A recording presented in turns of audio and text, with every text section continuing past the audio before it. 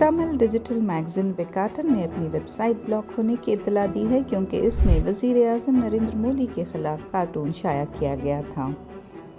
وزیر اعلیٰ ایم کے اسٹالن نے اس عمل کی مذمت کی، اسے جمہوری اصولوں کے خلاف ورزی اور بی جے پی کی فیشسٹ نوعیت کی مثال قرار دیا۔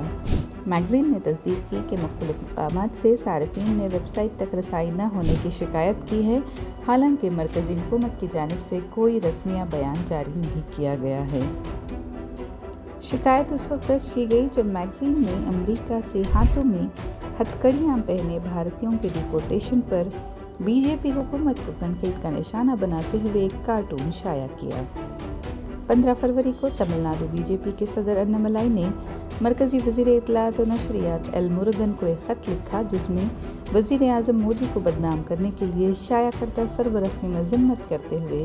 اسے توہین آمیز قرار دیا۔